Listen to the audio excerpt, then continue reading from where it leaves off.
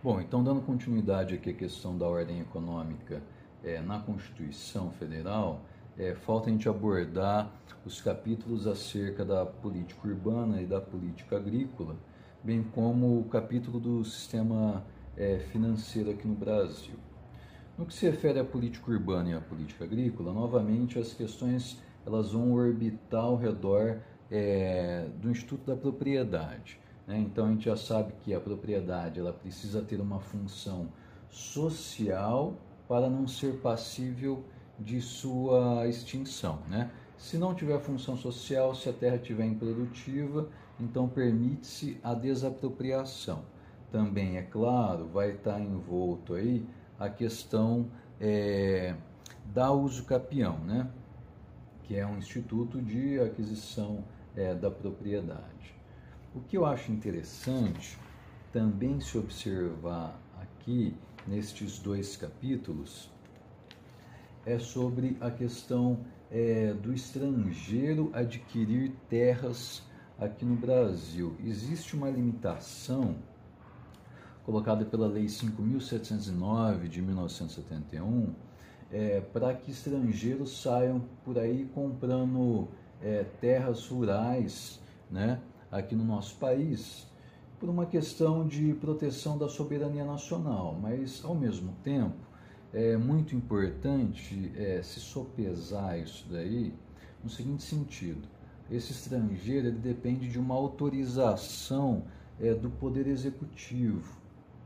Então, tem que haver uma ponderação entre, olha, esse capital estrangeiro que está entrando aqui no Brasil, ele está gerando emprego, ele está gerando renda para a população, né? Ele está gerando um benefício.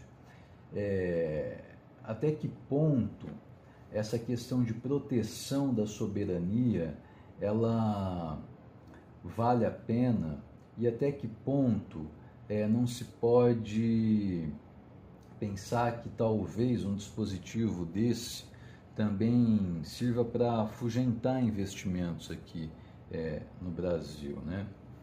Claro, cada caso a ser analisado de modo particular.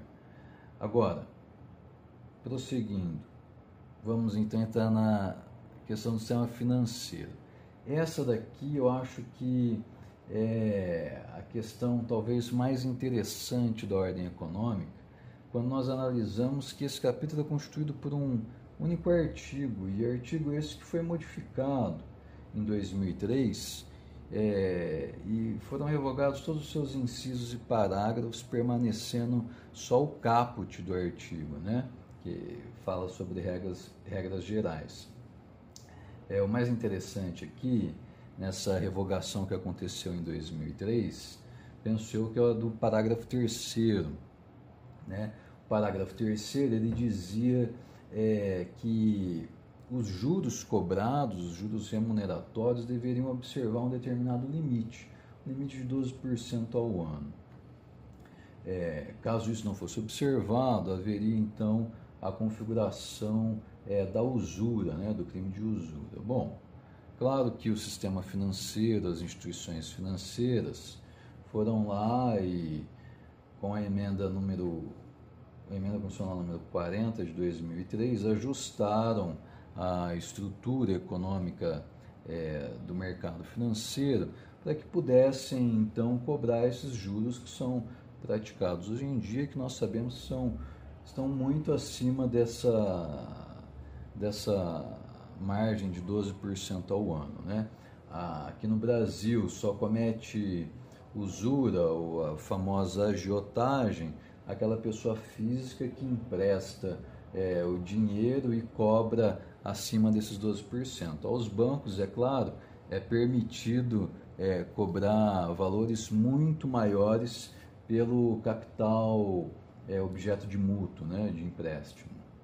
Então aqui eu acho que uma questão que a gente deve começar a pensar é acerca de como que dentro desta ordem econômica estabelecida existe uma remuneração do trabalho totalmente diversa de uma remuneração do capital, o capital pelo capital. Então, se você tem um grande montante de dinheiro, você deixa ele ali sendo administrado tranquilamente, que ele vai se reproduzir, né?